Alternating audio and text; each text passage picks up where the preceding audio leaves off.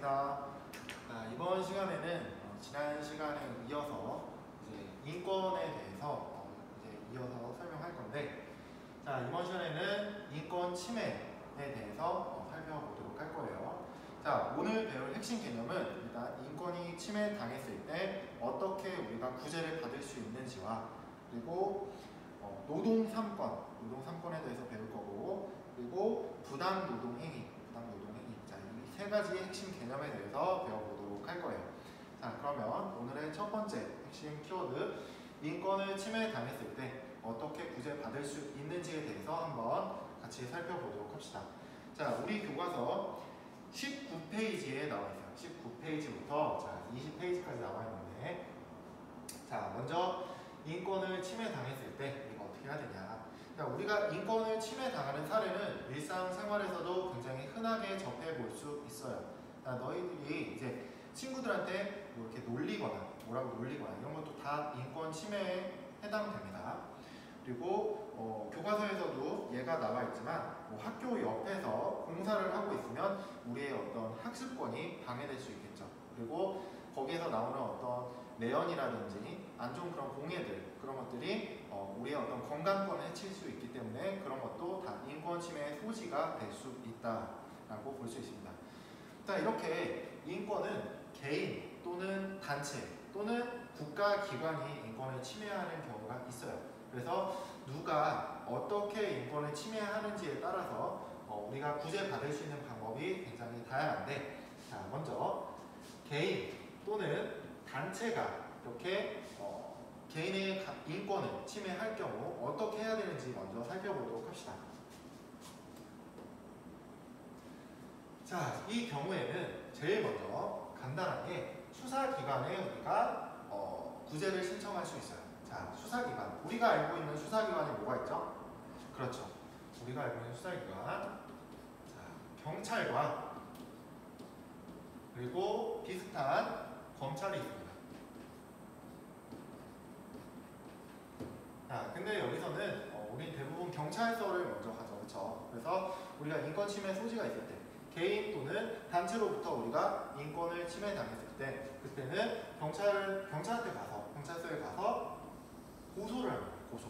고소라는 건 많이 들어봤죠. 그렇죠? 내가 해를 입었기 때문에 소를 제기하고 싶습니다. 이렇게 신청하는 거지. 그래서 고소를 할 수 있다. 또는 수사기관이 아니라 이번에는 법원으로 갑니다.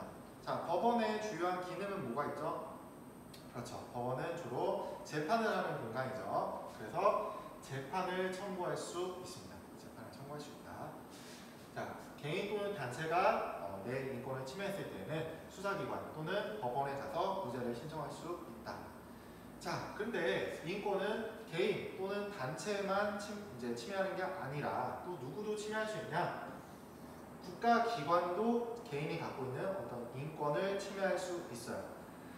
그 중에서 국가기관의 어떤 권력에 의해서 내가 가진 기본권을 침해당했을 때 우리는 이 재판을 청구할 수 있습니다.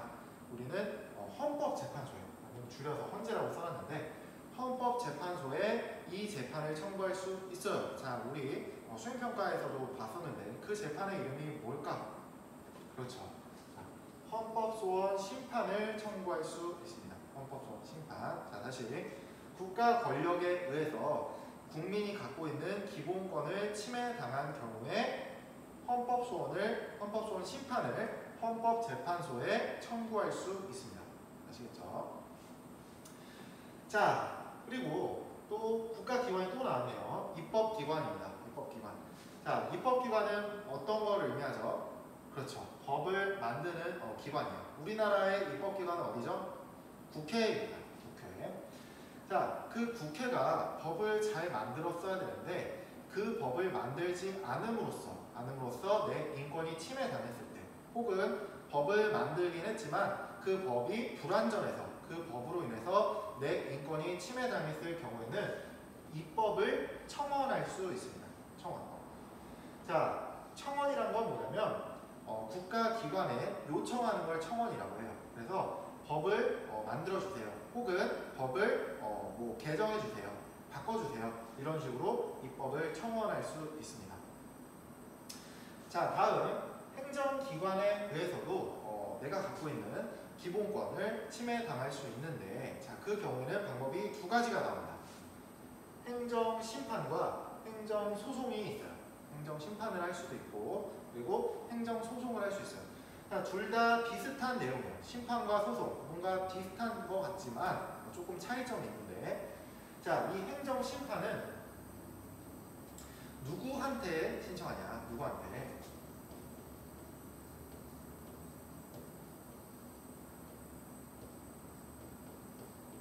행정부에 직접 신청을 하는 거예요. 행정부에. 그래서 행정부가 스스로 심판을 하는 겁니다. 우리가 판단해 보니까 이거는 우리가 어떤 행동을 했는데 이게 국민의 기본권을 침해한 사례가 되겠구나. 이렇게 스스로 행정부 스스로 판단하는 게 행정심판입니다. 자, 그렇다면 행정소송은 어디서 할까? 어디서 할까? 그렇죠. 법원에서 합니다. 법원.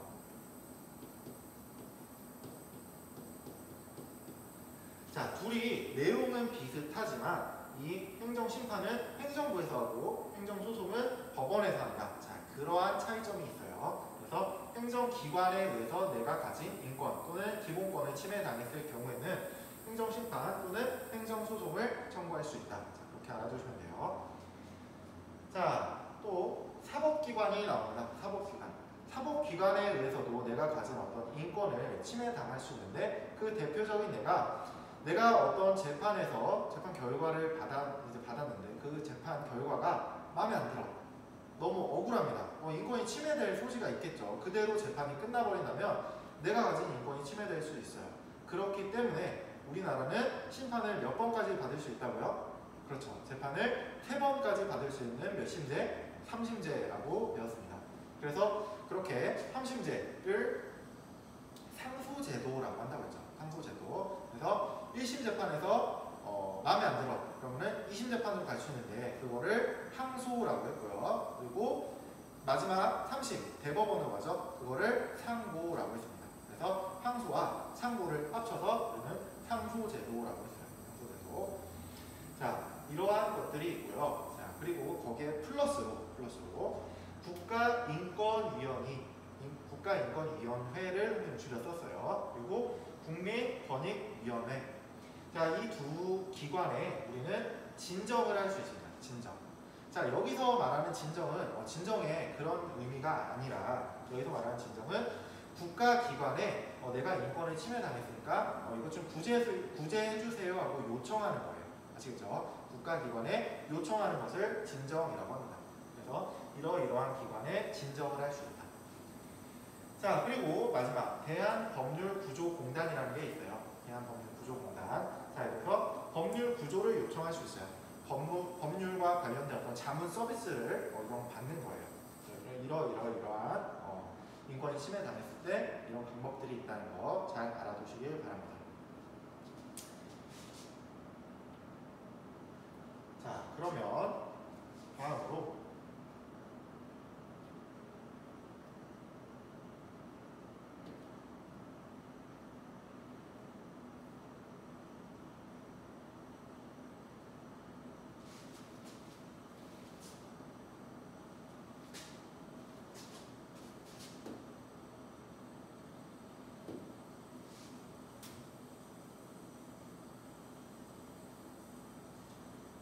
근로자의 권리입니다. 근로자의 권리.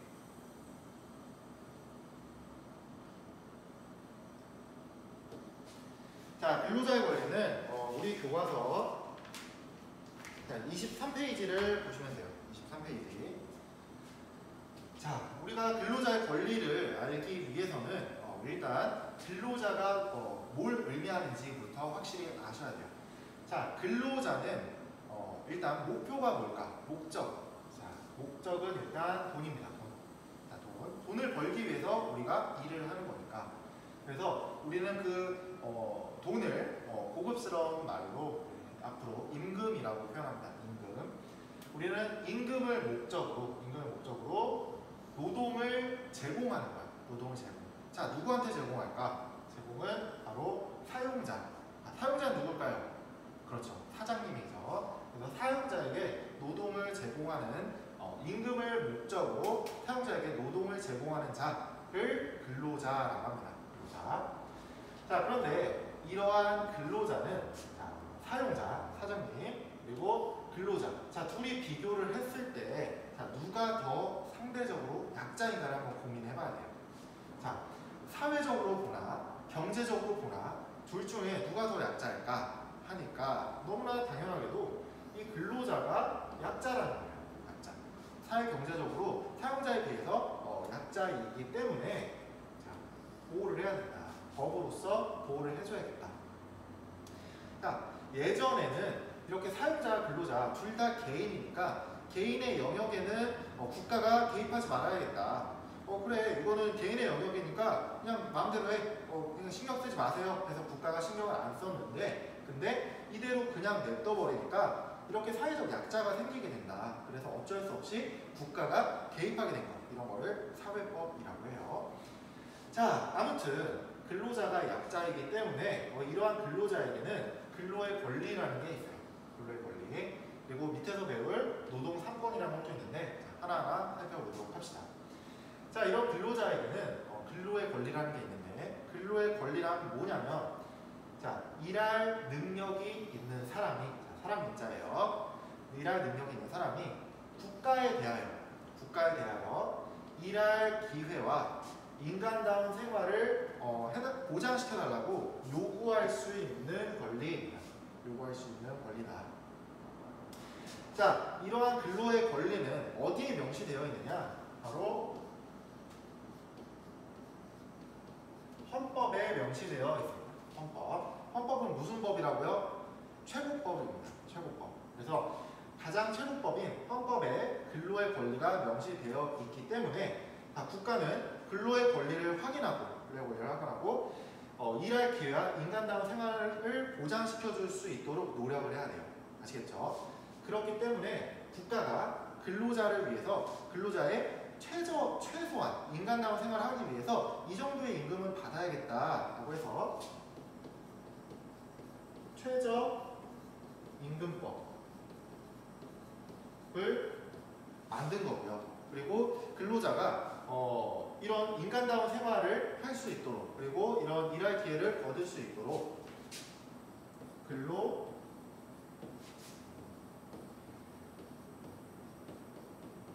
기준법을 제정한 거예요. 아시겠죠? 자, 이러한 법들이 나온 거에는 헌법에 근로의 권리가 명시되어 있기 때문이다. 자, 이런 맥락에서 이해하시면 됩니다. 자, 선생님이 방금 이야기한 거는 교과서 23페이지에 나와 있어요. 23페이지. 자, 그래서 이 점을 확인하시면 되고요. 자, 그리고 이제 노동 3권입니다. 노동 3권.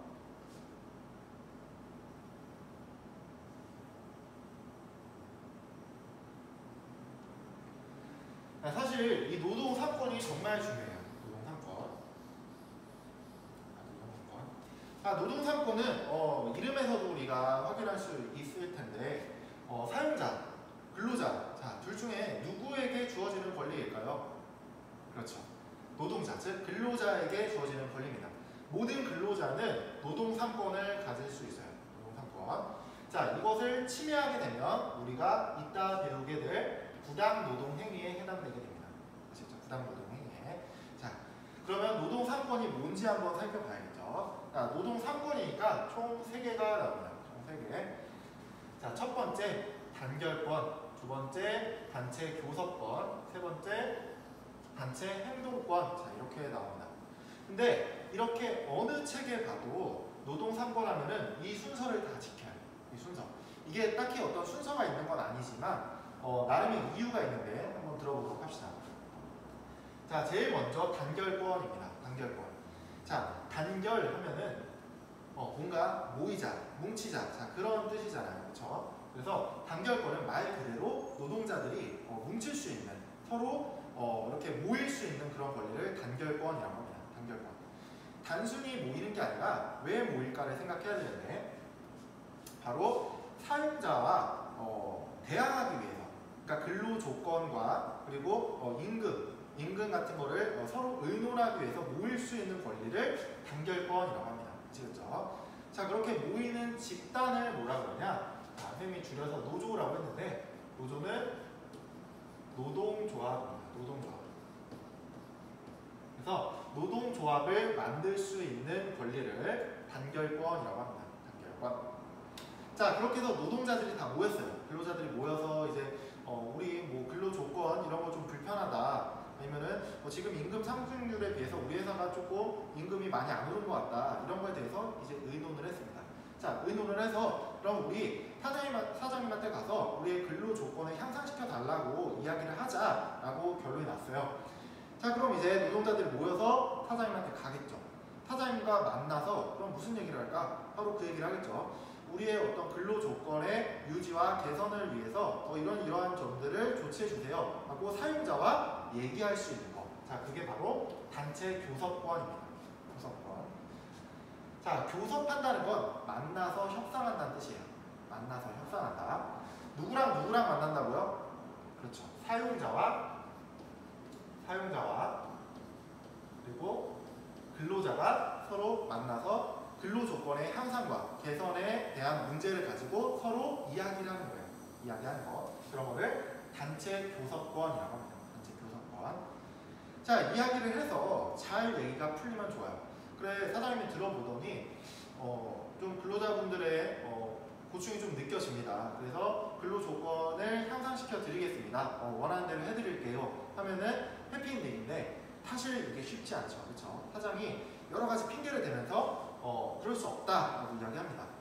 그럴 때 이제 사용자와 근로자가 서로 의견이 충돌하고 있죠. 그렇죠? 근로자는 월급 올려주세요. 사장님 안 돼. 이런 식으로 서로 충돌하고 있는 상태를 뭐라 부르냐면 쟁의라고 합니다.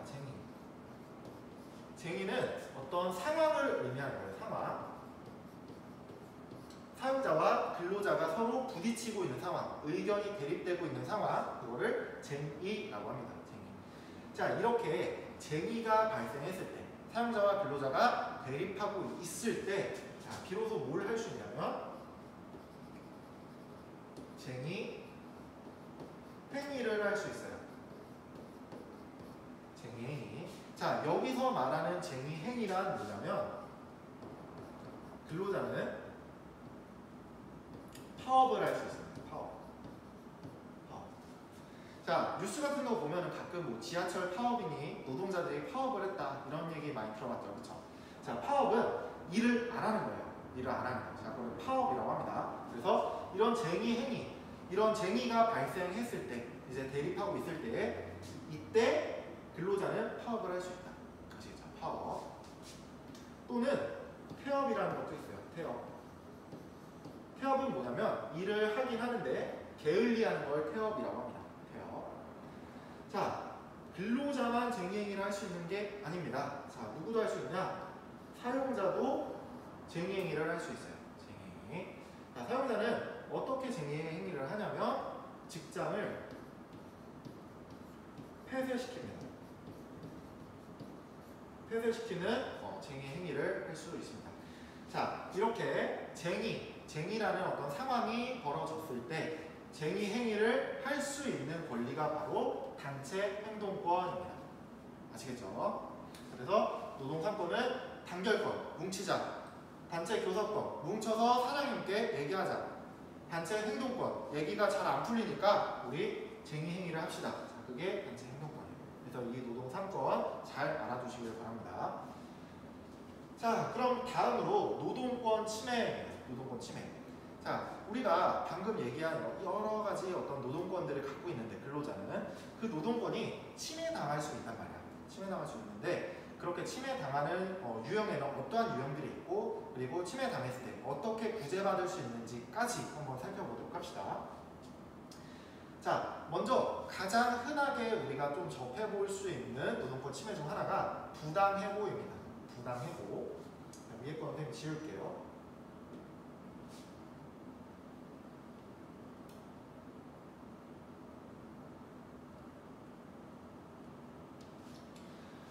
자, 부당해고인데, 자, 부당해고는 말 그대로 해고긴 해고인데 어떻게 해고를 하는 거예요? 부당하게 해고를 하는 거를 부당해고라고 합니다. 부당해고. 그럼 어떤 게 바로 부당해고일까? 일단 정석적으로 정상적으로 해고를 하려면 어떻게 해야 되냐면 최소한 해고를 하기 전에 30일 전에 서면으로, 즉 종이로 이러한 이유 때문에 계획에 의해서 해고를 합니다 라고 알려줘야 돼요. 최소 30일 전에. 그렇지 않은 경우를 빼고는 다 부당해고입니다. 갑자기 사장님이 너 내일 나오지 마. 부당해고예요. 이런 것들. 그렇게 부당해고를 가장 흔하게 당하십니다. 그래서 해고 계획을 사전에 통보하지 않은 것, 이거를 부당해고라고 해요. 부당해고. 자, 그리고 아까 선생님이 잠깐 얘기를 했는데, 자, 부당노동행위라는 게 나옵니다. 부당노동행위. 아까 부당노동행위는 선생님이 노동삼권을 침해한 거라고 했어요. 노동삼권. 자, 노동삼권 뭐였죠? 처음에 단결권, 뭉치자, 그리고 단체 교섭권, 그리고 단체 행동권이 있었습니다. 이 세 개를 어느 하나라도 침해했다면 부당노동행위에 해당됩니다. 예를 들어 아까 선생님이 약간 노동삼권 했었는데 여기서 단결권, 뭉치자, 노조를 만들 수 있는 권리라고 했어요. 노동조합을 만들 수 있는 권리가 단결권인데 사장님이 노동조합 만들지 마. 혹은 이제 입사를 시킬 때 이제 그 신입사원한테 만약에 당신이 노동조합에 가입하면은 나는 바로 자를 거야. 노동조합에 가입하지 않을 것을 조건으로 받아들인다거나 회사에서 입사를 받아들이거나 그런 것들이 모두 다 부당노동 행위에 해당되게 됩니다. 자, 또는 단체 교섭권. 이제 단결권까지는 됐어. 그러니까 이제 모였어. 노동자들이 모여가지고 우리 사장님한테 가서 근로조건 향상에 대해서 말해봅시다 하고 갔는데 사장님이 바쁘다, 뭐 이러저러한 핑계를 대면서 정당한 단체 교섭을 거부합니다. 거부해요. 나 말하기 싫어요. 거부해요. 이것도 역시 부당노동행위에 해당됩니다. 그리고 단체 행동권. 자, 여기서 단체 행동을 했어요. 근로자가 파업을 했어요. 파업한다는 이유로 임금을 삭감하거나 인사장에 어떤 불이익을 주거나 그런 경우도 전부 다 부당노동행위에 해당됩니다. 아시겠죠? 그래서 부당노동행위는 일단 핵심은 노동상권을 침해한 경우, 혹은 이 노조를 만들었다고, 노동조합을 만들었다고 불이익을 주거나, 혹은 파업을 했다고 불이익을 주거나, 노동조합에 가입했다는 이유로 불이익을 주는 이런 모든 행위를 부당노동행위라고 합니다. 부당노동행위. 자, 중요하다고 했어요. 자, 그러면 이제 또 기타 등등의 노동권 침해로는 임금체불. 임금체불 무슨 뜻이죠? 임금은 아까 돈이라고 그랬지, 그치? 자, 돈을 체불, 안 준다는 뜻이에요. 계속 미룬다. 뭐 예를 들어 사장님 저 이번 달 월급이 안 들어왔어요. 알았어, 줄게. 사장님 아직도 안 들어왔는데 정말 귀찮게 하네. 그냥 안 줄래. 이런 식으로 하는 거. 이런 게 바로 임금체불입니다. 임금체불. 자, 이거 정말 임금이 정말 사회인한테 정말 중요한 거잖아요. 그렇죠? 생계랑 이제 직접적인 연관이 있는 거기 때문에 정말 중요한데 이러한 임금을 체불하는 건 정말 나쁜 행동이죠. 그렇죠? 그래서 자, 이럴 때 임금을 체불한다는 거. 이럴 때 우리가 어떻게 해야 되냐? 밑에 보면 고용노동부에 진정할 수 있습니다. 자, 진정은 뭐라고 그랬죠? 아까 국가기관에 요청하는 걸 진정이라고 했어요. 그래서 고용노동부에 지금 임금을 체불하고 있습니다. 진정할 수 있어요. 그리고 내가 못 받은 돈은 어떻게 해야 되냐? 못 받은 돈은 법원에다가 무슨 소송? 민사소송을 제기할 수 있습니다. 민사소송. 내가 이번 달 월급이 뭐 200만 원인데 200만 원을 아직 못 받았어요 하고 민사소송을 제기해야 돼요. 아시겠죠? 임금을 받으려면 민사를 신청해야 된다. 근데 고용노동부에 이제 진정을 했잖아. 근데 임금체불은 형사처벌을 받을 수 있어요. 고용노동부에서 조사를 해보니까 진짜 임금을 안 준 게 맞네. 임금 주세요 했는데도 임금을 계속해서 체불한다면 형사처벌을 받을 수 있습니다. 자, 그 점까지 알아주시고요. 그리고 이것도 굉장히 흔하게 발생하는 건데 근로계약서를 알았어요. 근로계약서에 보면은 보통 들어갈 내용이 휴게 시간은 몇 시간인지, 내가 하루에 몇 시간 일하는지, 그리고 휴일은 일주일에 며칠이나 쉬는지, 그리고 내가 예를 들어 휴일에 일할 때 임금은 얼마나 더 가산해서 주는지, 이런 근로 조건과 관련된 것들이 아주 자세하게 나와 있어야 돼요. 근데 이런 거를 괜히 숨기고 싶은 거야. 우리 회사는 일주일 다 나와야 되는데 이런 거 근로조건에 근로계약서 보여주면은 계약 안 하겠지? 이렇게 생각할 수 있겠죠.